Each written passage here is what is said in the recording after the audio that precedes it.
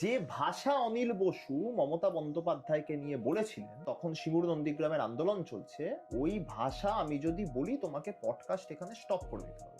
রাজনীতি যখন করব ভেবেছি, তখন এটা কখনো ভাবিনি যে রাজনীতি করছি আজকে, এখানে 10 বছর রাজনীতি করব, তারপরে আমার সক্রিয়তার দলিল দেখিয়ে চাকরি নেব দলে। ইসলাম ধর্মাবলম্বী মানুষদের মাসিহা হয়েছেন এই হুমায়ুন কবির মুকুল রায়ের হাত ধরে দিল্লিতে গিয়ে বাবরি মসজিদ ধ্বংসকারী বিজেপির পায়ে ধরে বিজেপির পতাকাটা নিয়ে 2019-এ মুর্শিদাবাদ লোকসভা থেকে প্রতিদ্বন্দ্বিতা করে। গ্রীষ্মকাল হলে আম্রপালি আম পাঠাচ্ছে, এটা দিদির সৌজন্যতা। কিন্তু পাল্টা যখন দেওয়ার হচ্ছে, সৌজন্যতার বদলে তিনি কটূক্তি গ্রহণ করতে হচ্ছে দিদিকে। এবং শেষ যে পার্থক্যটা রয়েছে সেটা হচ্ছে বাংলায় একটা মমতা বন্দ্যোপাধ্যায় রয়েছে। থ্যাংক ইউ দাদা আসার জন্য এত শর্ট টাইমে। অ্যান্ড আমার খুব ইচ্ছে ছিল যে তোমার সাথে একটা পডকাস্ট করার। হ্যাঁ, একদম। তোমাদেরকেও এবং তোমার চ্যানেলকে অনেক ধন্যবাদ যে আজকে তুমি আমাকে এই সুযোগটা এখানে দিয়েছো। অ্যান্ড স্পেশালি আমি চাইছিলাম তোমার সাথে কনভারসেশন করার, বিকজ তুমি ইয়াং জেনারেশনের মধ্যে অ্যাজ আ স্পোক পার্সন হিসেবে রয়েছো। তো আমি চাইছিলাম আরও তোমার সাথে এই জন্য কনভারসেশনটা করতে। তো থ্যাংক ইউ আসার জন্য। তো আমরা কনভারসেশনটা স্টার্ট করার আগে আমি একটু গেস্টদের আমার আর্লি লাইফ তারা কিভাবে আসে একটু জিজ্ঞাসা করি। তো তেমনি তোমার কাছে আমার একটা প্রশ্ন থাকবে যে কিভাবে তোমার আশা হলো। তো একটু যদি তুমি বলো একটু। প্রথমত তো আমি স্পোক পার্সন নই দলের, হ্যাঁ। আমি তৃণমূল কংগ্রেসের আইটি শাখার রাজ্য কমিটির সম্পাদক। দ্বিতীয়ত হচ্ছে, দেখো, সত্যি কথা বলতে আমার ফ্যামিলি ব্যাকগ্রাউন্ডে রাজনীতি করতেন আমার বড় জেঠু, যিনি আমার বাবার থেকে প্রায় 25 বছরের বড় ছিলেন। তিনি একসময় সিপিআই করতেন, তখনও সিপিআইএম দলটার জন্মই হয়নি।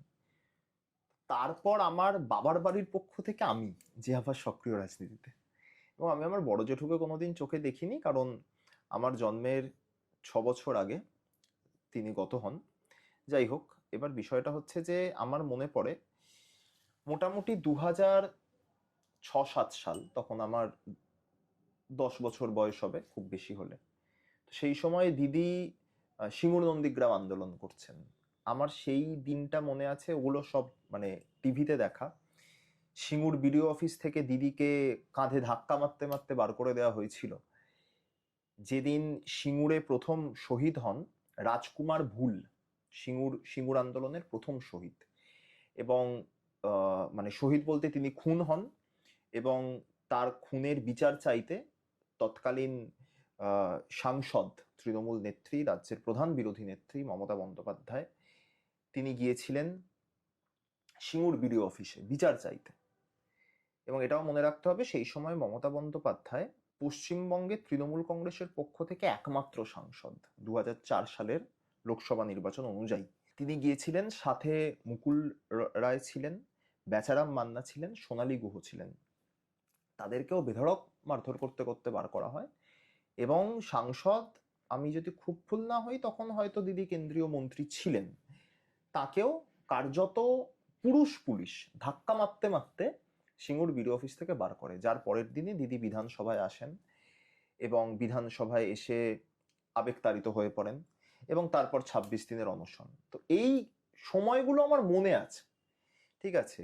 জ্ঞানেশ্বরী কাণ্ড যখন হয়, ঠিক আছে, মাওবাদী অধ্যুষিত জঙ্গলমহলে, সেই সময়গুলো আমার মনে আছে। তার কারণ আমার মেজ জেঠু স্বর্গীয় শরৎচন্দ্র বন্দ্যোপাধ্যায়, তার ঘরে একটি টিভি থাকতো, এবং আমি তার সাথে বসে টিভি দেখতাম।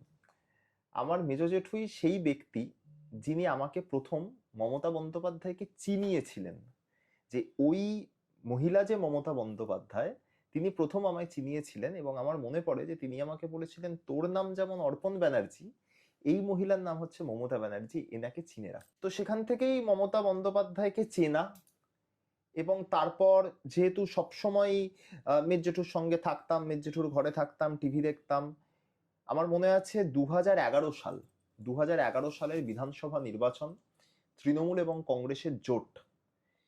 এদিক থেকে তৃণমূল কংগ্রেসের পক্ষ থেকে মমতা বন্দ্যোপাধ্যায়, তারপরে মুকুল রায়, ওদিকে কংগ্রেসের পক্ষ থেকে প্রণব মুখোপাধ্যায়, তৎকালীন কেন্দ্রীয় মন্ত্রী, অর্থমন্ত্রী খুব সম্ভবত, আমি যদি খুব ভুল না করি, এবং প্রদেশ কংগ্রেসের তৎকালীন সভাপতি, বর্তমানে আমাদের রাজ্যের মন্ত্রী ডক্টর মানস রঞ্জন ভূঁইয়া, এনারা সাংবাদিক সম্মেলন করলেন।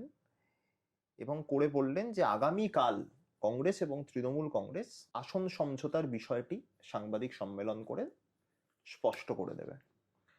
তো আমি আমার মেজো জেঠুকে জিজ্ঞেস করেছিলাম যে কি মনে হয়, তখন আমার তখনও আমার বয়স খুব বেশি হলে 13-14 বছর, ঠিক আছে। তো আমি আমার মেজো জেঠুকে জিজ্ঞেস করি যে কি মনে হয় কটা আসন হবে। আমি তখন বুঝিও না যে আসন সমঝোতা কি জিনিস, কিভাবে কি হয়। আমাকে আমার মেজো জেঠু বলেন যে দেখ, মমতা বন্দ্যোপাধ্যায় কংগ্রেসকে 65টার বেশি আসন ছাড়বে না। পরের দিন মমতা বন্দ্যোপাধ্যায় কংগ্রেসকে 2011 বিধানসভা নির্বাচনে 65টি আসনই ছেড়েছিলেন। 65টা আসনেরই রফা হয়েছিল। কংগ্রেস 65টা আসনে লড়াই করবে 294টার মধ্যে, বাকি আসনগুলোয় তৃণমূল কংগ্রেস। এরপর নির্বাচন এগিয়ে আসছে এবং এটা অস্বীকার করার কোনো জায়গা নেই, আমার মাতুল আমার মামার বাড়ির পরিবার মূলত তারা বামপন্থী। বামপন্থী কম সিপিএম পন্থী বললে বেটার হয়। তারা অন্ধ সিপিএম সমর্থক। আমি আমার দাদামশাই, আমার মায়ের বাবা, বর্তমানে স্বর্গীয় বিশ্বনাথ ভট্টাচার্য, তার কথা শুনতাম। তিনি আমাদের বাড়িতে যখন আসতেন তিনি আমার বাবার সাথে আলোচনা করতেন। আমার বাবাও একজন বামপন্থী, ঠিক আছে। তো এদিকে আবার আমার মেজো জেঠুর সৌজন্যে আমি মমতাপন্থী। তো সেই শিশু মনে আমার ওগুলো খুব এফেক্ট ফেলতো যে এরা তো আলোচনা করছে যে সিপিএমই ক্ষমতায় থাকবে, তাহলে কি সিপিএমই ক্ষমতায় আবার আসবে, তাহলে কি এই যে শুনছি যখনই যেখানে শুনছি যে পরিবর্তনের হাওয়া চলছে, কি পরিবর্তন হবে না। তো আমি আবারও আমার মেজো জেঠুকে জিজ্ঞাসা করি যে তুমি আমাকে বলো যে এই যে ইলেকশন চলছে তো সিপিএম কটা আসন পাবে। আমাকে আমার মেজো জেঠু বলেন যে সিপিএম 75টার বেশি আসন কোনো মতেই পাবে না। তো আমার মনে আছে এখনো একদম ছবির মতো গণনা চলছে, ওই আসন কে এগিয়ে আছে কে পিছিয়ে আছে ওই নিরিখে, কটা আসনে কে এগিয়ে। তো এগিয়ে থাকার নিরিখে হঠাৎ সিপিআইএম 76 হয়ে গেছে। তো আমি মেজো জেঠুকে বলছি যে তুমি যে বললে তখনও তো জানি না যে ওটা শুধু এগিয়ে থাকা, কোনো গণনা শেষ হয়নি, বহুত দেরি। বলছি তুমি যে বললে যে 75-এর বেশি হবে না, তো মেজো জেঠু বলছে যে দেখ না 75-এর বেশি হবে না। তারপর আবার দেখলাম যে মিনিট খানেকের মধ্যেই ওই 76টা কমে 74 হয়ে গেল, ঠিক আছে। তো আলটিমেটলি সিপিআইএম 56টা আসন পেয়েছিল এবং 180টির বেশি আসন নিয়ে দিদির সরকার গঠন করা। তারপরে আরো বেশি মাত্রায় এই বিষয়গুলোতে মাথা ঘামাই এবং 2014 থেকে কার্যত রাজনীতির সাথে ওতপ্রোত হবার প্রক্রিয়াটা শুরু হয়। 2014 লোকসভা নির্বাচন একইভাবে, যেহেতু সেবারে ওই 11 থেকে যেহেতু একটা বদ্ধমূল ধারণা মাথায় চলে এসেছিল যে আমার এই মেজো জেঠু মানুষটি তিনি যা বলেন সেটা মিলে যায়, ঠিক আছে। যদিও এটা বলে রাখা ভালো যে ওই মানুষটি কিন্তু সক্রিয় রাজনীতি করতেন না, বাইরে যে কারুর সাথে রাজনীতি নিয়ে কথা বলতেন তেমনটাও নয়, শুধুমাত্র নিজের অভিজ্ঞতা, প্রাজ্ঞতা এবং কিছু তথাকথিত যে নিরপেক্ষ সংবাদ মাধ্যম যারা নগ্নভাবে বায়াসড নয়, সেই সংবাদ মাধ্যমগুলো দেখে একটা প্রেডিকশন করার চেষ্টা করতেন। আমি ওনার 3টে প্রেডিকশন দেখেছি, 4টে প্রেডিকশন দেখেছি রাদার, 4টে প্রেডিকশনে উনি কাঁটায় কাঁটায় লাগিয়ে দিতে পেরেছেন। একটা তো 65টা আসনের রফা বললাম, দ্বিতীয় হচ্ছে বামফ্রন্টের 75-এর বেশি নয় এটা বললাম, তৃতীয় এবার 14 লোকসভা। তো 14 লোকসভা তখন সারদা খুব ফেমাস, সুদীপ্ত সেন, দেবযানী দেবীরা গ্রেপ্তার হয়েছেন, মদন মিত্রকে নিয়েও টানাপোড়েন চলছে, কুণাল ঘোষকে নিয়ে টানাপোড়েন চলছে, একজন আমাদের রাজ্যসভার সাংসদ, একজন রাজ্যের ক্যাবিনেট মন্ত্রী, মুকুল রায়কে নিয়ে টানাপোড়েন চলছে, দলের সেকেন্ড ইন কমান্ড কার্যত মুকুল রায়। এই মতো পরিস্থিতিতে নির্বাচন প্রত্যেকটা সংবাদ মাধ্যম আমি যদি খুব ভুল না হই তাদের সমীক্ষায় দেখাচ্ছে তৃণমূল কংগ্রেস যারা 9 লোকসভাতে 19টি আসন পেয়েছিল তারা 14 লোকসভাতে বেটার রেজাল্ট করছে, 25টি আসন পাচ্ছে সমীক্ষা অনুযায়ী। তো আবারও আমার এনসাইক্লোপিডিয়া গুগল যাই বলেন বলো, আমার মেজো জেঠু, তাকে আমি গিয়ে জিজ্ঞাসা করি যে এবারে বলো তৃণমূল কটা আসন পাবে। আগের বার সিপিএম এর আসন জিজ্ঞেস করেছিলাম 11তে।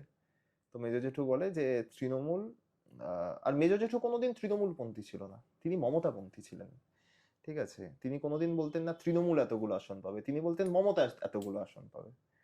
তো মেজ জেঠু বলে যে এবারে মমতা 30-এর কম পাবে না। তারপরে নির্বাচন আরো এগিয়ে আসছে। আমি তখন বলি যে দেখো আমার না মনে হচ্ছে, আর দিদি তখন আরো আক্রমণ বাড়াচ্ছেন, ধার বাড়াচ্ছেন, ছুটে বেড়াচ্ছেন রাজ্যের এ প্রান্ত থেকে ও প্রান্ত, 42টা লোকসভা জুড়ে প্রচার চলছে দলের।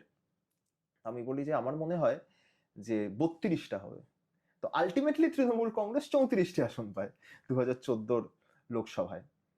2014 লোকসভা হলো, তারপরে আসে 2016 বিধানসভা। 2014 লোকসভায় সারদা ছিল, 16 বিধানসভায় সারদার সাথে, মানে সারদা যদি গোদ হয় তাহলে বিস্ফোরা হচ্ছে নারদা।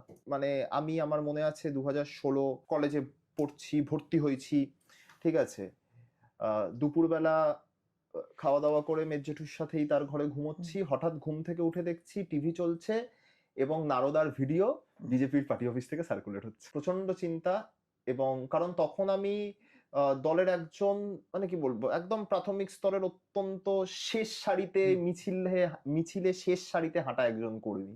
কর্মী বললেও ভুল, আমি তখন দলের একজন ডাইহার্ট সমর্থক। মানে তখন তো একটা ইলিউশন ছিল বাচ্চা বয়সে, বাট এটা হচ্ছে একটু ম্যাচিওর হয়েছে, 18 বছর বয়স হয়ে গেছে, দলের ডাইহার্ট সমর্থক। মিছিলে হাঁটি, মিছিলের শেষ ছেলেটা হয়তো আমি। মানে সুরেন্দ্রনাথ কলেজে পড়াশোনা করেছি, সুরেন্দ্রনাথ কলেজ থেকে ইংরেজিতে স্নাতক করেছি। তো সুরেন্দ্রনাথ কলেজে যে মিছিলটা হচ্ছে 21শে জুলাই বা 28শে আগস্ট, শেষ যে ছেলেটা হাঁটছে সেটা হয়তো আমি, বা আমি এবং আমার একটা কোনো বন্ধু। তো এই রকম ব্যাপারটা। তো নারদা সেই ভিডিও প্রকাশ্যে, সেটা নিয়ে টানাপোড়েন, এদিকে সিপিআইএম ধার বাড়াচ্ছে। তখন তো পশ্চিমবাংলায়, যদিও তখন বিজেপি কেন্দ্রে ক্ষমতায় নরেন্দ্র মোদীর নেতৃত্বে, কিন্তু পশ্চিমবাংলায় তখন মূল বিরোধী হচ্ছে বাম কংগ্রেস, এবং তাদের জোট হয়েছে 16তে। সিপিআইএম এর আক্রমণ যেমনটা হয়, মমতা বন্দ্যোপাধ্যায়কে সিপিআইএম যেমন আক্রমণ দীর্ঘদিন ধরে করে এসছে, একদম কদর্য ব্যক্তিগত স্তরের আক্রমণ, সেই আক্রমণের ঝাঁজ বাড়ছে। এমতো হতে হতে অন্যদিকে মমতা বন্দ্যোপাধ্যায় একা কুম্ভ হয়ে গোটা রাজ্যে প্রচার করে বেড়াচ্ছেন। কারণ তার যে প্রচার যন্ত্র, মানে মুকুল রায় বা শোভন চ্যাটার্জি, সুব্রত মুখার্জি, ফিরহাদ হাকিম, সৌগত রায়, এনাদের, শুভেন্দু অধিকারী, আজকে তো ওয়াশিং মেশিনে গিয়ে পরিশুদ্ধ, যাই হোক, তো এরা তো প্রত্যেকেই নারদাতে অভিযুক্ত। ওই ভিডিওর সারবত্তা কি, টাকা, কোন পরিপ্রেক্ষিত, পরের কথা। আমাদের রাজ্যে যেরকমটা হয় বা আমাদের দেশে যেরকমটা হয়, একটা অভিযোগ উঠলে সেটাকে কেন্দ্র করেই যার বিরুদ্ধে অভিযোগ তাকে দোষী প্রমাণ করে দেওয়া হয়, অন্তত সংবাদ মাধ্যম এবং সমাজ মাধ্যমে। তো সেই জিনিস তখনও হয়েছিল। তখনও সমাজ মাধ্যমটা অতটা প্রোঅ্যাক্টিভ হয়নি আজকের মতো, সংবাদ মাধ্যম জুড়ে ন্যারেটিভ চলছে। আমার মনে আছে এমতো পরিস্থিতিতে খুব সম্ভবত কোচবিহার, আলিপুরদুয়ার, মানে উত্তরবঙ্গেরই কোনো একটা সভা হবে, আমি যদি খুব ভুল না হই, দিদি বললেন কেউ নয় 294টা কেন্দ্রে আমি প্রার্থী। এবং আমি মনে করি যে এই স্টেটমেন্ট গোটা ভারতবর্ষের বুকে যিনি একমাত্র রাজনৈতিক নেতা বা নেত্রী দিতে পারেন, তিনি মমতা বন্দ্যোপাধ্যায়।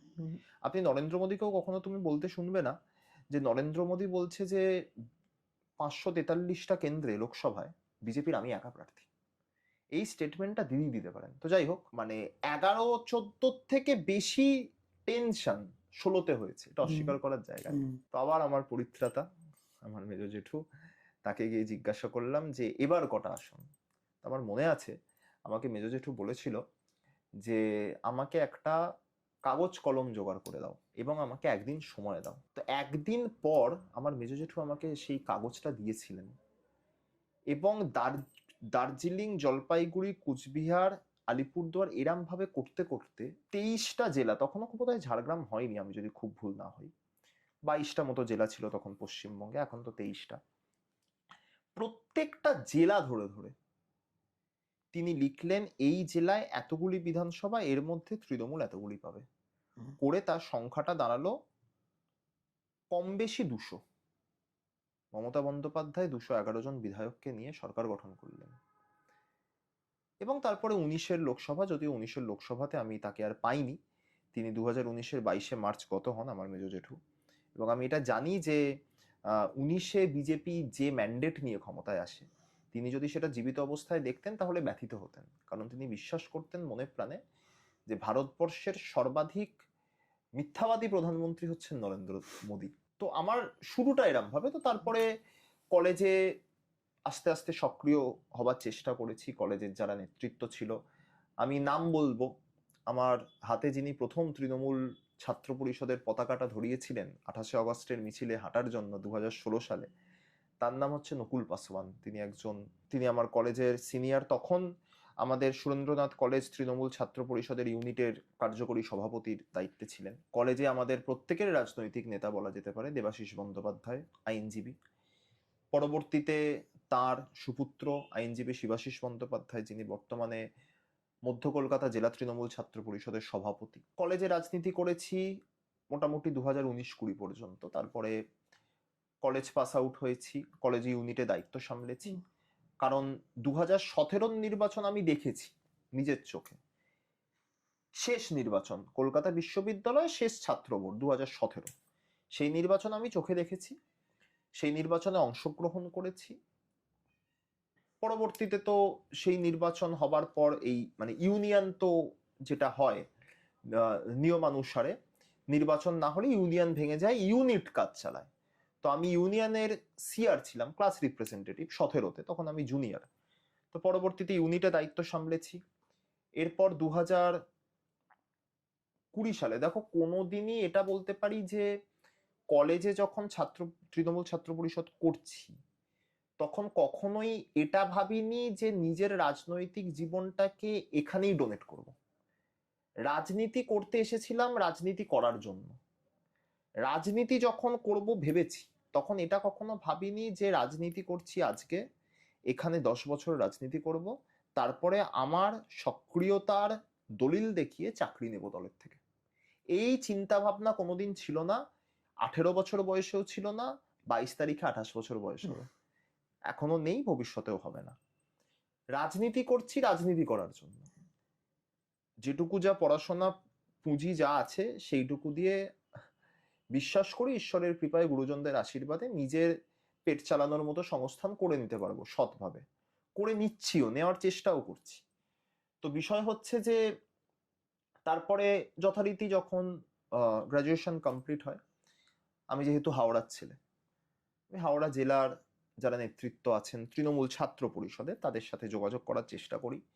স্বাভাবিকভাবেই যা হয়, যেহেতু আমি বিগত দিনে কোনোদিন জেলায় সক্রিয় ছিলাম না, কলেজেই রাজনীতি করেছি, তাই কিছুটা সময় লেগেছে, সেখানেও কিছু মানে ইন্টারনাল পলিটিক্সের শিকার হতে হয়েছে। এটা সর্বত্র হতেই হয়, অস্বীকার করার কোনো জায়গা নেই, এগুলো হয়েছে। কিন্তু তারপরেও আমার রাজনৈতিক জীবনের শিক্ষক বলবো আমি স্বর্গীয় অনুপ্লব ঘোষ, তিনি আজকে আমাদের মধ্যে নেই। গত 29শে সেপ্টেম্বর 2021 তিনি পরলোক গমন করেছেন। তার সান্নিধ্য পাই, তার সান্নিধ্য পেয়েছি 2020 শুরু, মোটামুটি ফেব্রুয়ারি মার্চ। তারপর কোভিড চলে আসে। কোভিডের কারণে তো দীর্ঘ একটা সময় যাতায়াত এগুলো বন্ধই ছিল প্রায়, যেহেতু টোটাল লকডাউন তখন। তার মধ্যে দলের সাংসদ এবং তৎকালীন যুব সভাপতি, বর্তমানে সর্বভারতীয় সাধারণ সম্পাদক অভিষেক বন্দ্যোপাধ্যায় বাংলার যুবশক্তি বলে একটি কর্মসূচি রূপায়ণ করেন। সেই কর্মসূচির পরিপ্রেক্ষিতে আমার আজকের রাজ্য সভাপতি, আমার নেতা দেবাংশু ভট্টাচার্যের সাথে আলাপ। আমি ওই কর্মসূচির মধ্য হাওড়া বিধানসভা কেন্দ্রের কোঅর্ডিনেটর, আমার যে নিজের বিধানসভা, এবং তিনি তখন তৃণমূল যুব কংগ্রেসের রাজ্য কমিটির সাধারণ সম্পাদক, এবং ওই কর্মসূচির পরিপ্রেক্ষিতেই হাওড়া জেলার দায়িত্বে। তো তার সঙ্গে প্রথম তখনই আলাপ। এরপরে ওই কর্মসূচিতে কাজ করার সুযোগ পেয়েছি, দল সুযোগ দিয়েছে, আমার বিধানসভা নেতৃত্ব যারা ছিলেন, আমার বিধায়ক, রাজ্যের মন্ত্রী শ্রদ্ধেয় অরূপ রায়, তিনি আমাকে সুযোগ দিয়েছিলেন, অস্বীকার করার কোনো জায়গা নেই। এবং পরবর্তীতে 2021-এর 22শে মার্চ হাওড়া জেলা তৃণমূল ছাত্র পরিষদের সাধারণ সম্পাদক হিসাবে দায়িত্বভার গ্রহণ করি, সৌজন্যে স্বর্গীয় অনুপ্লব ঘোষ।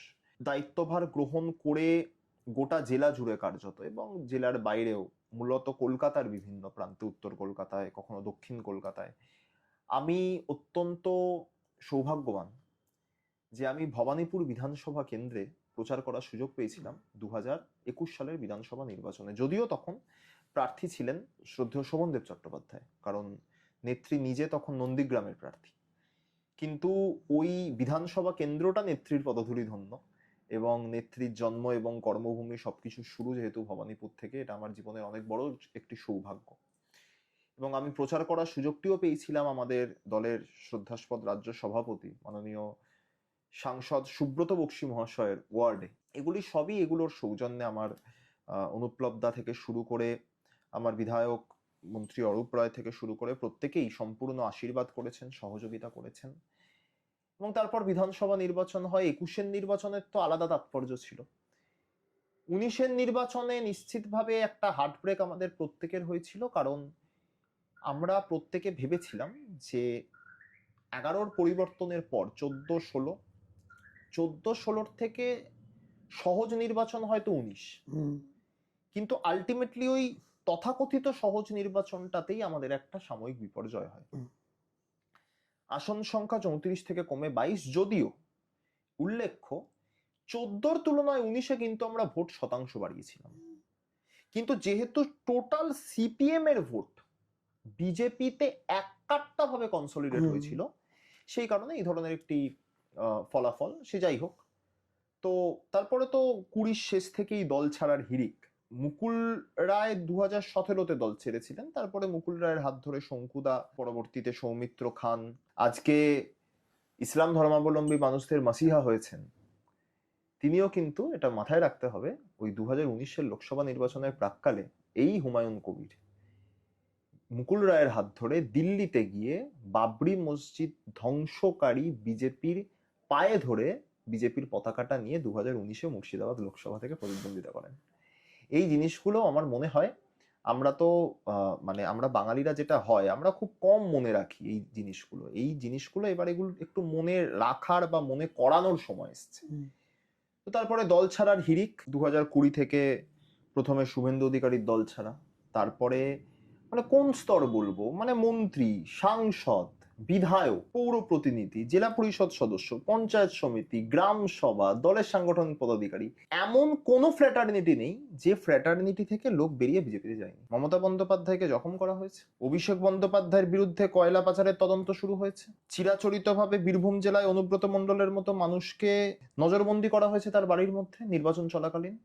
এবং আমি আমার অভিজ্ঞতা বলছি যে আমি এই 21-এর নির্বাচনে প্রথম এত ওতপ্রোতভাবে, এত কাছ থেকে জড়িয়ে, আষ্টে পৃষ্ঠে জড়িয়ে নির্বাচন দেখেছি। এবং আমি তোমাকে এটা বলছি, আমি দেখেছি সাধারণ মানুষ যারা সক্রিয় রাজনীতি করেন না, মমতা বন্দ্যোপাধ্যায়কে চায়ের দোকানে দুটো গালাগালি করলেও যারা চুপচাপ পাত্তা দেন না হয়তো, তারা নিঃশব্দে ঘাসের ওপর জোড়া ফুলে ভোট দিয়েছেন।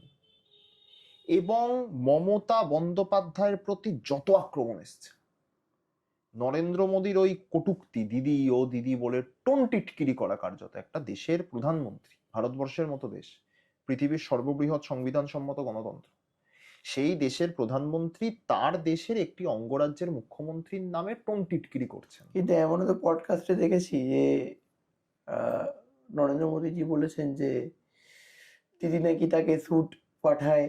হ্যাঁ, অ্যাবসলিউটলি দিদি তার সৌজন্যতা করছেন। এটা তো বলেছেন। দিদি একটি অঙ্গরাজ্যের মুখ্যমন্ত্রী হিসাবে তার দেশের প্রধানমন্ত্রীকে শুট পাঠাচ্ছেন, গ্রীষ্মকাল হলে আম্রপালি আম পাঠাচ্ছেন, এটা দিদির সৌজন্যতা। কিন্তু পাল্টা যখন দেওয়ার হচ্ছে, সৌজন্যতার বদলে তিনি কটূক্তি গ্রহণ করতে হচ্ছে দিদিকে। ঠিক আছে, রাজনীতি একচুয়ালি তো এটা তো দিদি গ্রহণ করেছেন, দিদি হাসি মুখে গ্রহণ করেছেন। দিদি এই 65-66 বছর বয়সেও ওই যে পা ব্যান্ডেজ করা, যন্ত্রণা, এগুলোও গ্রহণ করে নিয়েছেন। কিন্তু ওটা অনেকে বলে নাকি ভোটের সময়। আমি এটার উত্তর দিচ্ছি। এবং এই পায়ে ব্যান্ডেজ নিয়ে কটূক্তি, সেটাও দিদি গ্রহণ করেছেন। বিজেপির রাজ্য সভাপতি, তৎকালীন সাংসদ, বর্তমানে তো বিজেপি একদমই তৃতীয় সারিতেও পাঠিয়ে দিয়েছে তাকে, দিলীপ ঘোষ, তার থেকে ওই বক্তব্য, যদি পা দেখাতে হয় তাহলে শাড়ি পরে আছেন কেন, বারমুন্ডা পরতে পারেন, দিদিকে বারমুন্ডা পরার নিদান দেওয়া, এটাও তিনি গ্রহণ করেছেন। কিন্তু দিদি গ্রহণ করে নিলেও কি, এটা বলেছে যে গরুর দুধে সোনা আছে। না, আমি সেটাই যাচ্ছি না, আমি একদম ওই ব্যক্তিগত স্তরের আক্রমণটার কথা বলছি। দিদি এগুলো সবই গ্রহণ করেছেন। আরে আমি তোমাকে বলছি, দিদি শুধু এইগুলো কেন, দিদি এটাও গ্রহণ করেছিলেন যখন আরামবাগের সিপিএম সাংসদ অনিল বসু যে বক্তব্য দিদিকে, ওই বক্তব্য আমি বলতে পারবো না তোমার মানে পডকাস্ট, তোমাকে পডকাস্ট বন্ধ করে দিতে হবে।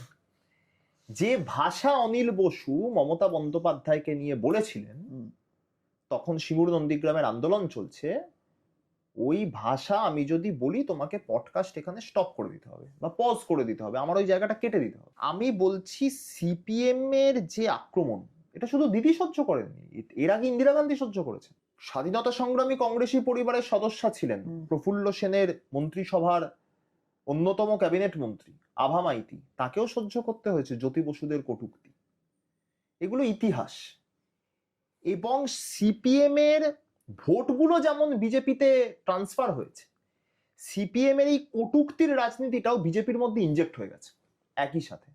এবার বক্তব্য হচ্ছে মমতা বন্দ্যোপাধ্যায় একজন প্রাজ্ঞ রাজনীতিক, যার রাজনৈতিক ব্যাকগ্রাউন্ড ভারতবর্ষের প্রধানমন্ত্রী নরেন্দ্র মোদীর থেকেও বেশি।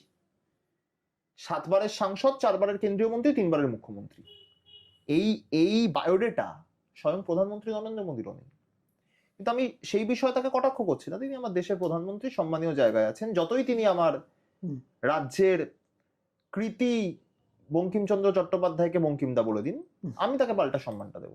এটাই দিদির শিক্ষা। তো এগুলো বাংলার মা বোনেরা মূলত তো গ্রহণ করেননি, এছাড়াও বাংলার মানুষ, কারণ বাংলার মানুষ এই ধরনের অপসংস্কৃতির সাথে সম্পৃক্ত নন। গোটা ভারতবর্ষের বিভিন্ন প্রদেশের অনেক উৎকর্ষতা আছে, সেই উৎকর্ষতাগুলোকে যদি কেউ বাংলায় প্রতিস্থাপিত করতে চায়, স্বাগত।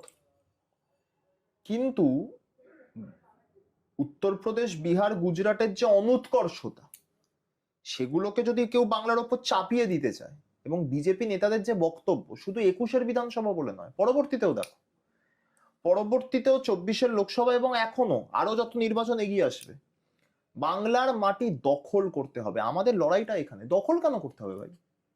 কেন তোমরা বলছো না আমরা বাংলার মামাটি মানুষের মন জয় করব? মমতা বন্দ্যোপাধ্যায় তো করে দেখিয়েছেন। কারণ বাংলার মাটিকে দখল করা যায় না, তাই বিজেপি বারবার ব্যর্থ। যদি দখল করার জমিদারি মানসিকতা নিয়ে তুমি বাংলায় রাজনীতি করতে আসো, তাহলে তুমি ব্যর্থ হবে, যেটা বিজেপির সাথে হচ্ছে। তো এই জিনিস দেখেছি। কিন্তু এখন আমরা রিসেন্টলি যেটা দেখতে পাচ্ছি যে 26-এর ইলেকশন নিয়ে তাদের খুব লাফালাফি করছে তারা, বিজেপি। তো বিহার ইলেকশন দেখলাম, বিহার ইলেকশনে তো শূন্য, অপোনেন্ট যা ছিল তা শূন্য, আর বিজেপিকে প্রচুর বিপুল ভোটে জয় দেখেছি। তো সেটা নিয়ে বিহারকে তারা বাংলাতে কনভার্ট করার চেষ্টা করছে, তো সেটা নিয়ে তুমি একটু কি বলতে চাও? আমি বলছি, আর এসআইআরটা হওয়ার পর তো তারা আরো বেশি আমি বলছি বিষয়টা হচ্ছে, দেখো বিহারে ইন্ডিয়া জোট, মহাগঠবন্ধন যেটাকে বলা হচ্ছে, মহাজোট, আরজেডি এবং কংগ্রেস, তারা একদমই আশানুরূপ ফল তো দূরের কথা, আশাতীত খারাপ ফল করেছে, অস্বীকার করার কোনো জায়গা নেই। এবার বিহার ইলেকশনের পর্যালোচনা করতে গেলে এটা আরো ভাস্ট হবে, সেটা নিয়ে একটা আলাদা পডকাস্ট হতে পারে। কিন্তু বক্তব্য হচ্ছে যে বিহার ইলেকশনের সাথে বাংলার কম্পারিজনটা এটা প্রথমবার হচ্ছে, কারণ বিহারে তো প্রথম নির্বাচন হলো না। বিহারে এর আগে 15 নির্বাচন হয়েছে, 20-তে নির্বাচন, 20-তে। আর ঘটনাচক্রে বিহারের নির্বাচনের 1 বছরের মধ্যে বাংলায় নির্বাচন প্রতিবার। 20-তে যখন বিহারে নির্বাচন হয়েছে এবং সেখানেও বিজেপি এবং নীতিশ কুমারের জোট সরকার গঠন করেছিল, তখনও আমরা বিজেপির মুখে, বঙ্গ বিজেপির নেতৃত্বের মুখে একই থিওরি শুনেছি, যেটা আমরা আজকে শুনছি। 15-য় যখন বিহারে নির্বাচন হয়েছে, 16-র বিধানসভা নির্বাচনের পরিপ্রেক্ষিতে আমরা একই থিওরি শুনেছি। কারণ প্রতিবারই নীতিশ কুমারের সাথে বিজেপির জোট, এবং প্রতিবারই সেই জোট ক্ষমতায় নীতিশ কুমার মুখ্যমন্ত্রী। নীতিশ কুমারের তার গদি টিকিয়ে রাখার যে রাজনীতি, আমি সেই বিতর্কে নতুন করে যাচ্ছি না, ওটা নিয়ে আলাদা হতে পারে। তো আমি বলছি বিহার নির্বাচনের প্রভাব বাংলায় ঠিক ততটা ডোনাল্ড ট্রাম্প মার্কিন প্রেসিডেন্ট হলে তার প্রভাব ক্যালকাটা কর্পোরেশনের, তোমার যে আমরা এই ওয়ার্ডে বসে আলোচনাটা করছি, টালিগঞ্জ বিধানসভা কেন্দ্রের মধ্যে, এই ওয়ার্ডে যখন নির্বাচন হবে, কাউন্সিলর ইলেকশন, সেই ইলেকশনে ডোনাল্ড ট্রাম্প আমেরিকার প্রেসিডেন্ট হলে তার প্রভাব এই ওয়ার্ডের ইলেকশনে যতটা, হুম ঠিক ততটাই প্রভাব হচ্ছে বিহার নির্বাচনের এই বাংলার রাজনীতিতে। ডোনাল্ড ট্রাম্প মার্কিন প্রেসিডেন্ট হলো, এর প্রভাব তোমার এই ওয়ার্ডের, তুমি যে ওয়ার্ডের বাসিন্দা সেই ওয়ার্ডের কাউন্সিল ইলেকশনে কতটা আছে সেটা তুমি ভেবে নাও। হুম ঠিক একই প্রভাব আছে বিহার নির্বাচনের বাংলার রাজনীতির প্রেক্ষাপটে। কারণ বিহারে বিজেপি জিততে পারে, একক সংখ্যাগরিষ্ঠ দল হতে পারে, কিন্তু তুমি নিজেকে প্রশ্ন করো, তুমি কি চাও পশ্চিম বাংলাটা বিহার হয়ে যাক? না, তুমি সেটা নিজে তো- উত্তর পাবে। হুম তুমি যে কোনো তোমার চায়ের দোকানে গিয়ে জিজ্ঞেস করো যে কাকা তুমি চাও পশ্চিম বাংলা বিহার হয়ে যাক আর আমরা সবাই বিহারি হয়ে যাই, তুমি নিজেই উত্তর পেয়ে যাবে। ফলে আমি ভারতবর্ষের প্রত্যেকটা প্রভিন্সের মানুষের প্রতি সম্পূর্ণ সম্মান রেখে তোমাকে বলছি, পশ্চিম বাংলার মানুষের রাজনৈতিক সচেতনতা, রাজনৈতিক প্রাজ্ঞতা এবং রাজনীতি নিয়ে তাদের মানে তাদের পলিটিক্যাল প্র্যাকটিস, এটা ভারতবর্ষের অন্য যে কোনো রাজ্যের মানুষের তুলনায় 100 গুণ বেশি। হুম তো স্বাভাবিকভাবেই বিহারে আমার একটা ন্যারেটিভ ক্লিক করে গেছে, তা বলেই যে সেটা পশ্চিমবঙ্গে ক্লিক করবে এমনটা কখনোই নয়। কারণ এর, আর শুধু বিহার বলে কেন, পশ্চিমবঙ্গের একটা বর্ডার যেমন বিহার, তেমন পশ্চিমবঙ্গের একটা বর্ডার তো উড়িষ্যাও। উড়িষ্যাতেও তো বিজেপি সরকার গঠন হুম করেছে। উড়িষ্যাতে যখন বিজেপি সরকার গঠন করছে, একই সাথে যখন পশ্চিমবঙ্গে বিভিন্ন বিধানসভার উপনির্বাচন হচ্ছে, তার কি প্রভাবটা পশ্চিমবঙ্গে পড়েছে? পড়েনি। এবার অনেকে এটা বলতেই পারে যে উপনির্বাচনে শাসক দল হুম সুবিধা পায়। তো উপনির্বাচনে ভাই যদি শাসক দলই সুবিধা পায়, তাহলে তোরা প্রার্থী দিস কেন? হুম এত এত খরচা করিস কেন হুম। প্রচারের পেছনে? সেই প্রার্থীগুলোর টাকা পয়সা নষ্ট, তোদের দলের টাকা পয়সা নষ্ট, প্রার্থীগুলো জমানত বাজেয়াপ্ত হয়ে যায়, তারা তাদের 10,000 টাকার ডিপোজিটটুকু ফেরত পায় না, উল্টে প্রচারের জন্য এত লক্ষ লক্ষ টাকা খরচ হয়। তো বক্তব্যটা হচ্ছে এরকম যে অন্য যে কোনো রাজ্যে নির্বাচন হচ্ছে, হ্যাঁ মধ্যপ্রদেশে নির্বাচন হলে রাজস্থানে প্রভাব পড়তে পারে, বা দিল্লিতে নির্বাচন হলে ইউপিতে প্রভাব পড়তে পারে, এটা আছে। কারণ এই রাজ্যগুলোর একটা মিল হচ্ছে, এই রাজ্যে একই ভাষাভাষী মানুষরা থাকে, হুম হুম প্রত্যেকেরই প্রায় মাতৃভাষা হিন্দি বেশিরভাগ ক্ষেত্রে। উত্তরপ্রদেশের মানুষের মাতৃভাষা হিন্দি, দিল্লির মানুষের মাতৃভাষা হিন্দি। কিন্তু পশ্চিমবঙ্গের ক্ষেত্রে বা সাউথ ইন্ডিয়ার যে রাজ্যগুলো আছে সেই ক্ষেত্রে একটা ভাষার পার্থক্য রয়েছে। এবং আমার মনে হয় এই আলোচনাটা করতে গেলে আমাদের ভারতবর্ষের স্বাধীনতা আন্দোলনে ফিরে যেতে হবে। এটা অনেক লম্বা আরো পডকাস্ট মানে কারণ আমি জাস্ট এক লাইনে বলছি, ভারতবর্ষের স্বাধীনতা আন্দোলনে বাংলার যে ভূমিকা, এই ভূমিকাটা তুমি কিন্তু বিহার, ঝাড়খণ্ড, উত্তরপ্রদেশ বা বা তোমার গুজরাট, উড়িষ্যা, এই সব রাজ্যের সেই প্রভাবটা পাবে না যে প্রভাবটা বাংলার আছে, কিংবা যে প্রভাবটা পাঞ্জাবের আছে। তো এই পার্থক্যগুলো রয়েছে, এবং শেষ যে পার্থক্যটা রয়েছে সেটা হচ্ছে বাংলায় একটা মমতা বন্দ্যোপাধ্যায় রয়েছে। ওদের কাছে, বিজেপির কাছে গোটা কেন্দ্রের সরকার থাকতে পারে, বিজেপির কাছে আস্ত প্রধানমন্ত্রী আছেন, স্বরাষ্ট্রমন্ত্রী আছেন, কেন্দ্রীয় সরকার আছে, ইডি আছে, সিবিআই আছে, ইনকাম ট্যাক্স আছে, এসএফআইও আছে, সিআইএসএফ আছে, সিআরপিএফ আছে, কেন্দ্রীয় বাহিনী আছে, আধা সামরিক বাহিনী আছে, প্রচুর অর্থনৈতিক ক্ষমতা আছে। কিন্তু বাংলার কাছে একটা মমতা আছে, ওদের কাছে ইডি আছে, আমাদের কাছে দিদি আছে। একদম এন্ড টাইমে যেতে যেতে একটা ছোট্ট প্রশ্ন তোমার আমি করতে চাই যে তোমাদের দলে তো শুভেন্দু অধিকারীকে নিয়ে অনেক কথা হয়, কিন্তু শুভেন্দু অধিকারীর এতটা রাগ কেন? শুভেন্দু অধিকারীর কেন রাগ সেটা তো শুভেন্দু অধিকারী বলতে পারবেন, কিন্তু বিষয়টা হচ্ছে যে কিন্তু যখন উনি টিএমসিতে ছিলেন উনি কিন্তু one of the prime face ছিলেন টিএমসি। অ্যাবসলিউটলি। এবার আমাকে এটা বুঝতে হবে যে মমতা বন্দ্যোপাধ্যায়, তৃণমূল কংগ্রেস, যতদিন মমতা বন্দ্যোপাধ্যায় বেঁচে আছেন ততদিন আমি তো তার স্তরে যেতে পারবো না। আজকে শুভেন্দু অধিকারী বিজেপিতে গেছে, শুভেন্দুর যদি ক্ষমতা থাকে, শুভেন্দু নরেন্দ্র মোদীর স্তরে যাওয়ার চেষ্টা করুক, ও যদি ক্ষমতা থাকে ও চেষ্টা করে দেখুক। তৃণমূল কংগ্রেস থেকে তোকে কিছু কোনো কোনো বিষয়ে সাবধান করা হয়েছিল, বা ওর সাথে একটু আলাপ আলোচনা করা হয়েছিল, কোনো ব্যবস্থাও নেয়নি তৃণমূলের বিরুদ্ধে। ও ও নিজেই ছেড়ে বেরিয়ে গেছে। ও নরেন্দ্র মোদী স্তরে যাবার চেষ্টাটুকু করুক, বিজেপি ওকে মার্ডার করে দেবে, গ্রেপ্তার টেপ্তার দূরের কথা, এটা ও নিজেও জানে। এবার বিষয়টা হচ্ছে যে তৃণমূল কংগ্রেসে মানে ওর কথা শুনে যেটুকু স্পষ্টভাবে বোঝা যায় সেটা হচ্ছে ওর অভিষেক বন্দ্যোপাধ্যায়ের প্রতি একটা ক্ষোভ আছে। এই ক্ষোভটা কেন সেটা উত্তর তো ওই দিতে পারবে। একটু যদি ডিকোড করা যায় যে অভিষেক ব্যানার্জি যেই কম টাইমে যে জায়গায় এখন উনি আছেন, শুভেন্দু অধিকারী হয়তো চেয়েছেন ওই জায়গাটা পেতে। আমি বলি, শুভেন্দু অধিকারী 2014 সাল পর্যন্ত তৃণমূল যুব কংগ্রেসের সভাপতি ছিলেন এবং সাংসদ ছিলেন, ঠিক আছে? সেই সময় মমতা বন্দ্যোপাধ্যায়ের পরে দলের সংগঠন দেখতেন হচ্ছে মুকুল রায়। তো শুভেন্দু অধিকারীকে যদি যুব সভাপতি থেকে 2014 সরিয়ে দেওয়া হয়ে থাকে, তাকে 2014 যুব সভাপতি থেকে সরিয়ে কিন্তু অভিষেক ব্যানার্জিকে করা হয়নি, করা হয়েছিল সৌমিত্র খানকে। এবার মজাদার ঘটনা দেখো, শুভেন্দু অধিকারী রাগ হওয়া উচিত মুকুল রায়ের বিরুদ্ধে, রাগ তো অভিষেক ব্যানার্জির উপরে, মুকুল রায়ের বিরুদ্ধে রাগ হওয়া উচিত, হিংসা হওয়া উচিত সৌমিত্র খানের বিরুদ্ধে, কারোর ব্যাপারে কিন্তু বলে না। কিন্তু এই শুভেন্দু অধিকারী বিজেপিতে যখন যাচ্ছেন মুকুল রায়ের কাঁধে কাঁধ মেলাচ্ছেন, সৌমিত্র খান কাঁধে কাঁধ মেলাচ্ছেন, এই পুরো পিকচারটা তো অভিষেক ব্যানার্জি নেই। শুভেন্দু অধিকারীকে দলের যুব রাজ্য সভাপতি থেকে সরিয়ে রাজ্য কমিটির সাধারণ সম্পাদকের অন্যতম সাধারণ সম্পাদকের দায়িত্ব দেওয়া হচ্ছে। এবং এটাও মনে রাখতে হবে যে অভিষেক বন্দ্যোপাধ্যায়ের যে কেরিয়ার গ্রাফ তৃণমূল কংগ্রেসে, অভিষেক বন্দ্যোপাধ্যায় দলের সাংসদ, তিনি কিন্তু রাহুল গান্ধীর মতো উত্তরাধিকার বশত সংসদ আসনে লড়াই করেননি।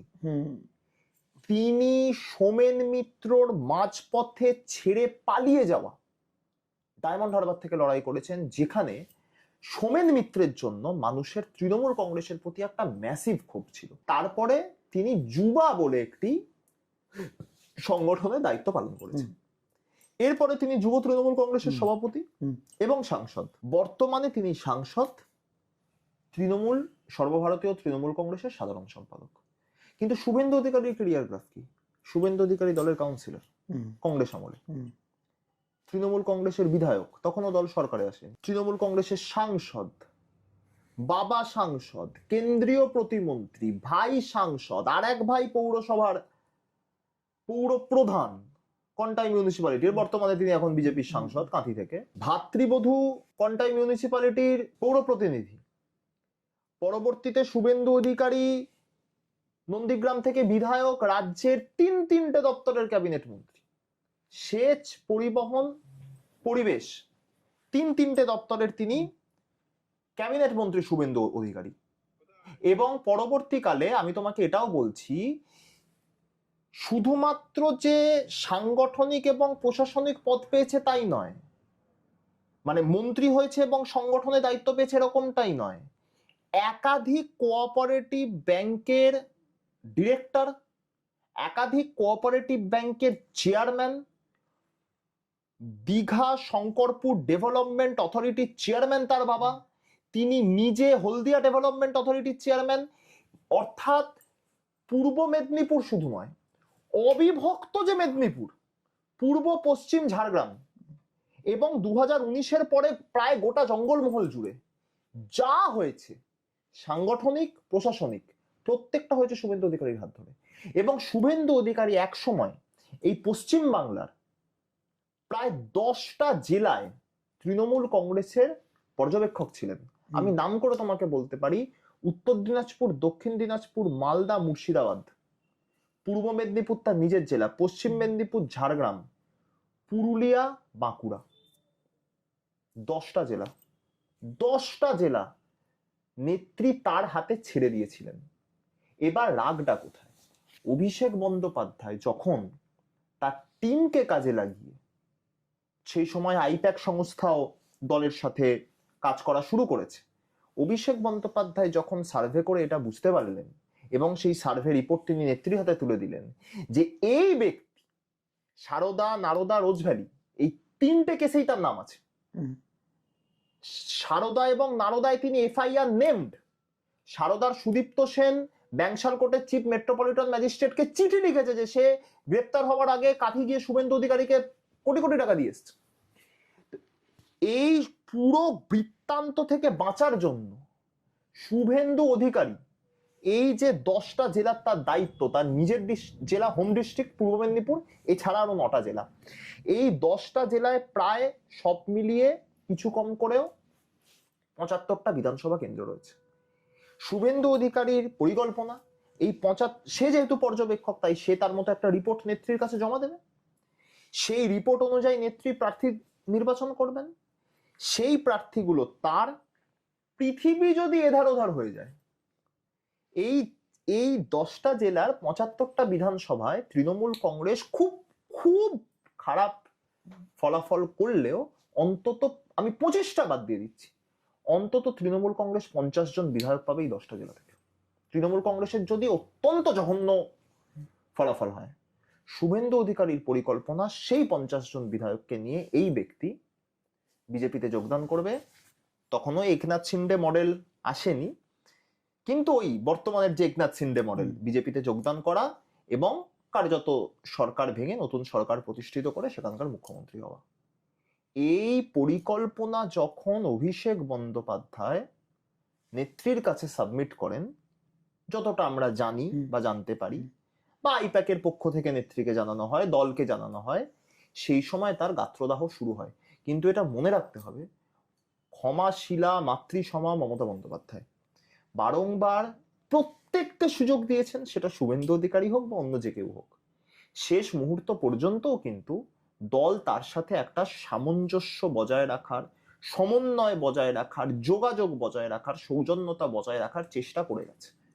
কারণ তৃণমূল কংগ্রেস মনে করে যে আমার দলের নেতা, মন্ত্রী, বিধায়ক, সাংসদ তো আছেই, আমার দলের একজন কর্মী, একজন সমর্থকও যদি আমার থেকে বিরূপ মনোভাবাপন্ন হয়, তাহলে সেটা আমার দলের ক্ষতি, আদপে ক্ষতি। আমি আমার একজন ভোটার, একটা ভোটার যে আজকে তৃণমূলকে ভোট দেয় একজন, সে কালকে তৃণমূলকে ভোট না দিলে দলের কিছু যায় আসে না।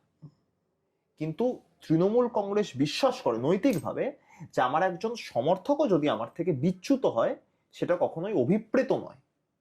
তো সেই জায়গা থেকে শুভেন্দু অধিকারীকে দলে রাখার জন্য যেভাবে তার সাথে যা কথা বলার, তুমি তো জানো এগুলো, যে সেই সময় আমাদের দলের 2 বর্ষীয়ান সাংসদ সুদীপ বন্দ্যোপাধ্যায় এবং সৌগত রয়কে দায়িত্ব দেওয়া হয়েছিল, তারা কথা বলেছিলেন। শুভেন্দু নিজে স্বীকার করেছে বিভিন্ন সংবাদ মাধ্যমে যে স্বয়ং অভিষেক বন্দ্যোপাধ্যায় উত্তর কলকাতায় গিয়ে তার সাথে কথা বলেছিলেন। কিন্তু তারপরেও আমরা দেখলাম যে তিনি সৌগত রায়কে হোয়াটসঅ্যাপ করে বললেন, আমরা সংবাদ মাধ্যম সূত্রে যেটা দেখেছিলাম, যে দলে থাকা সম্ভব নয়। তার কারণ এই যে এই ডিলটা বিজেপির সাথে অনেক আগে হয়েছিল। কিন্তু সমস্যা হচ্ছে এটাই শুভেন্দুর ক্ষেত্রে, যে শুভেন্দু বিজেপিতে যোগদানের পর থেকে বিজেপি শুধুমাত্রই পতনশীলতার সম্মুখীন।